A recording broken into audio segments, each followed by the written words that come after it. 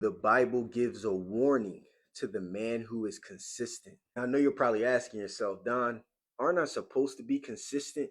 Yes. When we are consistently working on a thing that God has blessed us with, we're going to see multiple seasons of overflow in our lives, but that's where the problem comes in. In Deuteronomy chapter 8, verse 6, Moses is speaking to the Israelites just before they reach the promised land. And it says, "For the Lord your God is bringing you into a good land, a land of brooks of water, of fountains and springs that flow out of the valleys and hills, a land of wheat and barley, of vines and fig trees and pomegranates, a land of olive oil and honey, a land in which you will eat bread without scarcity, in which you will lack nothing."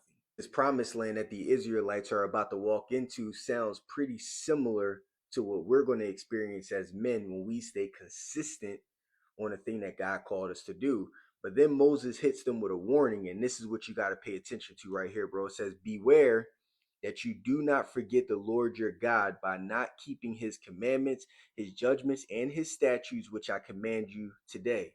Lest when you have eaten and are full, and have built beautiful houses, and dwell in them, and when your herds and your flocks multiply, and your silver and your gold are multiplied, and all that you have is multiplied, when your heart is lifted up, and you forget the Lord your God who brought you out of the land of Egypt from the house of bondage, who led you through that great and terrible wilderness in which you were fiery serpents and scorpions and thirsty land where there was no water, who brought water for you out of the flinty rock, who fed you in the wilderness with manna which your fathers did not know, that he might humble you and that he might test you and to do you good in the end, that you say in your heart, my power and the might of my hand have gained me this wealth." This is a warning for us as men that when things start to multiply around us because of our consistency, that we don't say to ourselves, oh, it was me who got here. I'm self-made. I did this myself.